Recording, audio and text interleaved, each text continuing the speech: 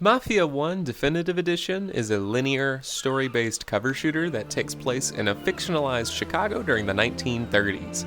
The game stars a man named Tommy Angelo, an Italian-American cab driver who's growing sick of the 9-to-5 life, for in a stroke of fate, he's swept up into the life of a mafioso, as he becomes the impromptu getaway driver for two made men, Polly and Sam. At first, he's hesitant to give up the boring 9-to-5 lifestyle that he's built up for himself, but Excuse me? Tommy Angelo? I paid $8 for a Mafia game, so let's go kill some bootleggers, okay? Alright, thank you.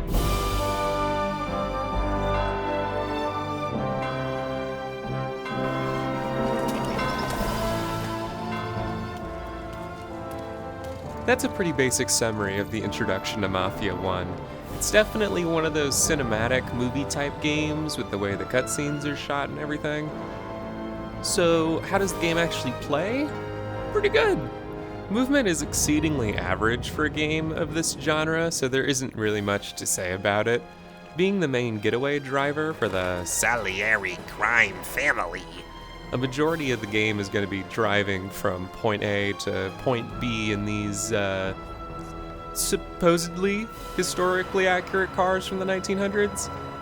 I don't know. I've never driven any of these things, so I'm just going to have to take Hangar 13's word on this.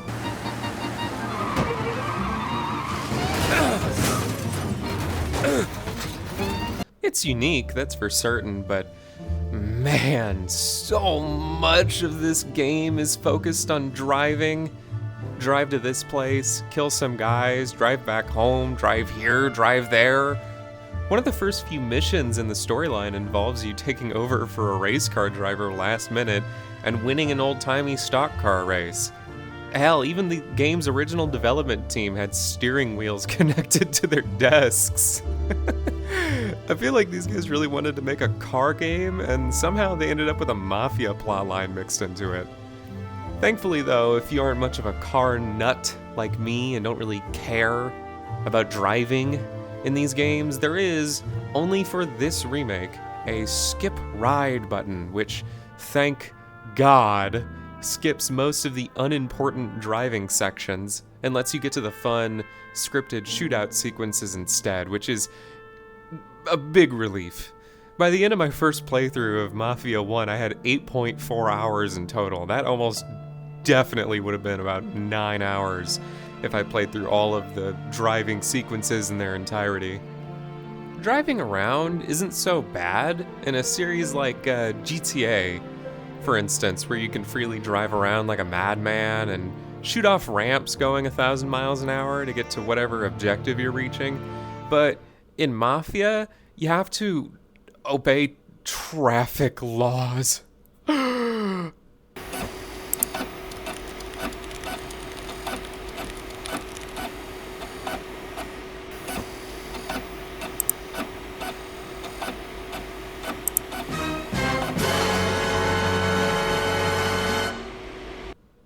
It really isn't that serious. Basically, the cops will get mad at you if you go over the speed limit or if you're driving recklessly, smashing into other cars, or nearly hitting people. So they're not actually going to ticket you for driving through a red light, thank God. I do think this mechanic is really cool, as no other game I've played really does this, like, at all. But over the length of an entire campaign, it does tire me out. That's why being able to skip drives is such a godsend for me. The gunplay, on the other hand, is pretty damn good if I say so myself. Now, it's not on par with something like the Wolfenstein games. I don't think any cover shooter is going to beat out that franchise anytime soon. But for what it is, I think it works pretty well. The game has a nice selection of period-accurate weapons to choose from, ranging from revolvers to semi-auto handguns, some bolt-action rifles, one-handed and a two-handed shotgun, and the obvious star of the show, the Tommy gun.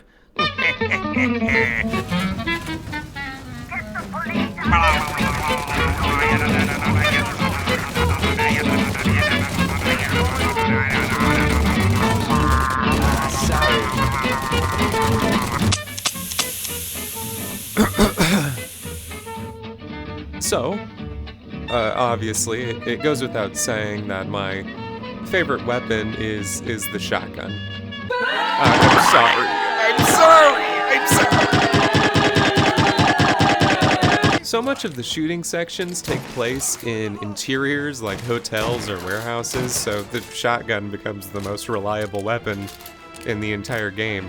Nothing does beat the satisfaction I receive, however, from absolutely decimating crowds of goons with a hip-fired drum mag Tommy gun. There are occasional problems with gunfights. Sometimes you'll take a stray bullet while you're supposed to be fully in cover because Tommy's head or his hand might be peeking out. Seriously, why was Uncharted 4 the only game to ever solve this problem? And the goons you fight must have graduated from the Half-Life 1 school of tossing grenades because, oh my god!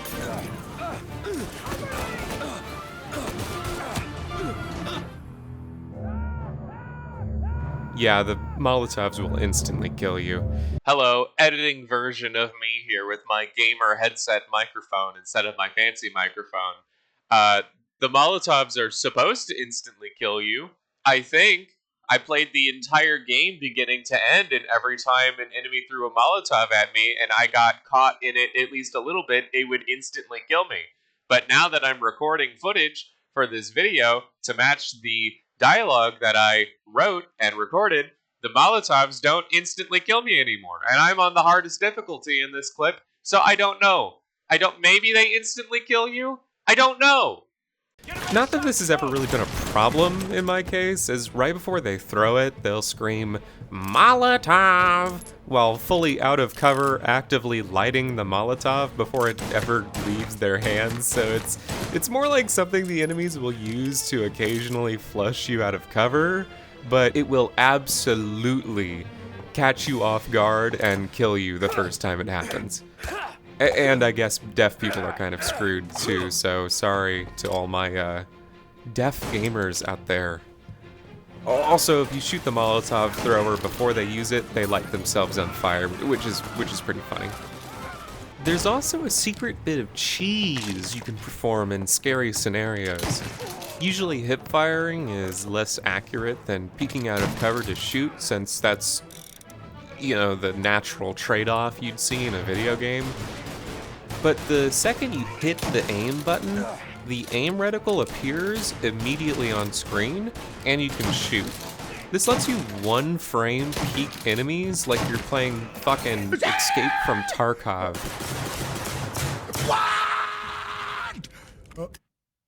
And this strat, again, works really well with the shotgun. Also, it looks really stupid, so that's kind of fun. The set pieces you get to shoot through are also just exceptionally fun. Prisons, boats, fancy hotels, rooftops, churches, bars. You basically get every location you'd see in a piece of Mafia media. At least I think. I watched 2 episodes of The Sopranos before getting bored, and I did not care for The Godfather. What? As in, I just never watched any of those movies, nor did I ever watch Scarface, so the Mafia games really are my first exposure to Mafia-styled media, which may or may not be referencing or paying homage to these classic movies of the past, and those references are just flying over my head. I don't know. Something else I noticed while playing through the main campaign was that it never let me explore the open world freely. It was pretty funny because the whole time I was playing, I was waiting for like the moment where the game would be like, okay, this is the moment where you get to really explore Mafia 1. And then the next mission passes and it doesn't happen, and then the next mission passes and it doesn't happen.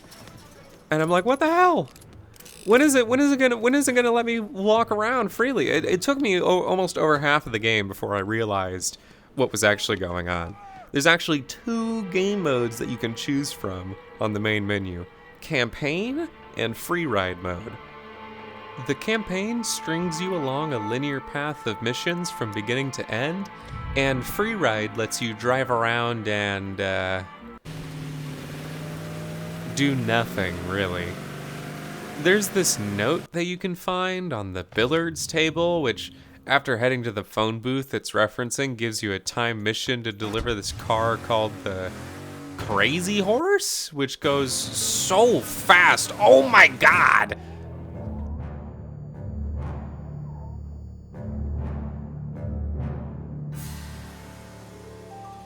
There's also this auto shop you can visit, which has probably the only cutscene in this mode, where you can pick up some postcards to go and find hidden cars around the map.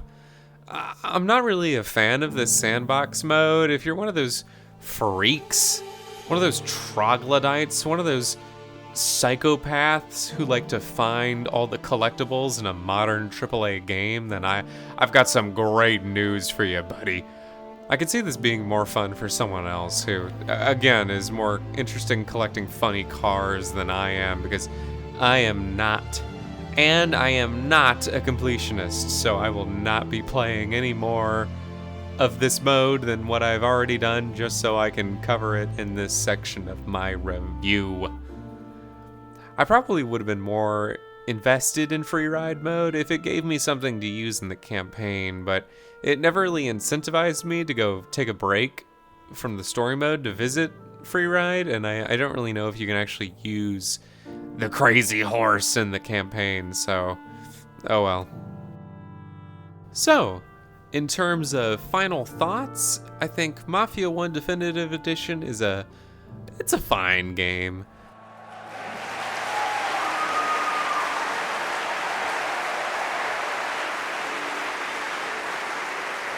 The shooting is fun, some of the driving is fun, and Tommy's fun. I didn't talk about the story at all, didn't I? Well, I don't want to spoil any of the campaign for someone who may be interested in playing it for themselves, but I will say that I enjoy all of the characters in this story except Tommy. Is this a controversial statement? Is there someone out there who included Tommy in their YouTube banner full of early 2000s video game tough guys who'd be pissed off at me for saying that? I like Tommy, but compared to Vito or Lincoln, I just think he's the least interesting one.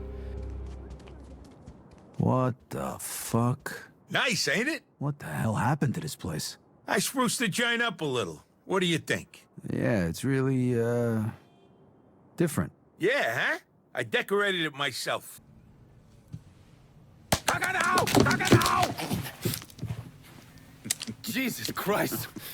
He just never really stood out too much for me. He's very much a yes man who kind of just agrees with everyone, and he does everything that he's asked to do without really questioning it very much. They try to do this whole morality thing with him where he feels like killing this teenage boy who tried to murder him is wrong or something, but it completely falls flat for me because we've already killed about 100 people up to this point. I think the character is most interesting towards the end of the story, which I think is where he's the most developed. Again, though, I don't want to actually spoil anything, so I just won't elaborate on what I mean by that. So, overall, I do recommend Mafia 1 Definitive Edition. Is it a faithful adaptation of the original game from 2002? Doghead weapon.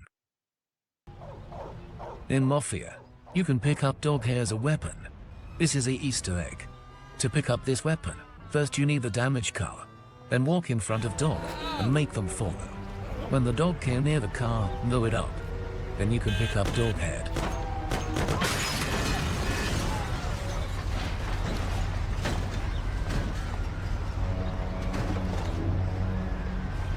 I don't know.